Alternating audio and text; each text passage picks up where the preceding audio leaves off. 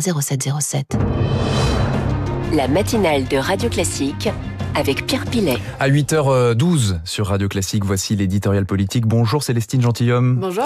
La rentrée sera-t-elle agitée ? En tout cas, dans le journal La Tribune dimanche, Jean-Luc Mélenchon a apporté son soutien à Bloquons tout, mouvement qui veut mettre le pays à l'arrêt le 10 septembre prochain pour protester contre le budget. Comment Mélenchon tente d'enflammer la rentrée sociale ? C'est d'ailleurs la une du Figaro ce matin.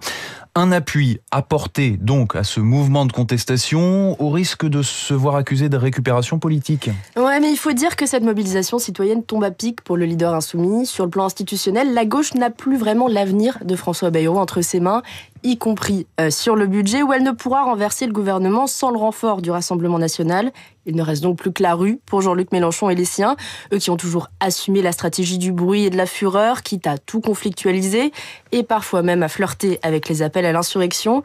Alors pour les insoumis, c'est surtout une bonne manière de reprendre le flambeau de la contestation à 2 ans de la présidentielle.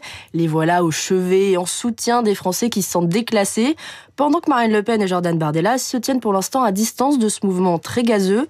Alors on ne sait d'ailleurs pas grand-chose de ces collectifs citoyens qui se sont formés sur les réseaux sociaux.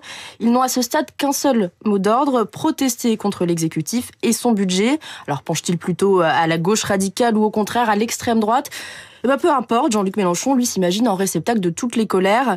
L'occasion est décidément trop belle pour sortir le pays de son état de léthargie.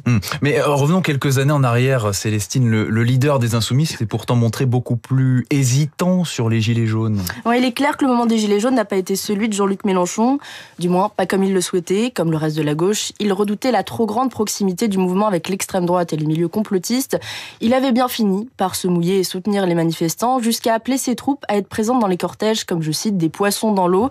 Mais cet admirateur de Robespierre n'a jamais vraiment réussi à apparaître en première ligne, ni à offrir un réel débouché politique à la contestation.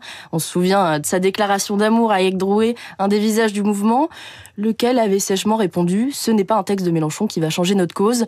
Mais tout cela serait du passé, un simple rendez-vous manqué aux yeux de certains insoumis qui ne veulent cette fois pas refaire la même erreur. Alors Jean-Luc Mélenchon peut-il vraiment tirer profit de la mobilisation qui s'annonce le 10 septembre ?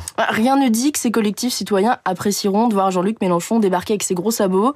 D'ailleurs, sur les boucles de messagerie, certains membres du mouvement s'inquiètent déjà d'une récupération politique qui pourrait décourager les Français.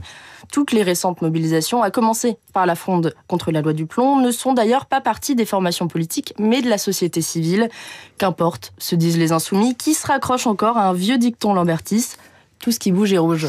L'éditorial politique, merci Célestine Gentilhomme, et à demain, voici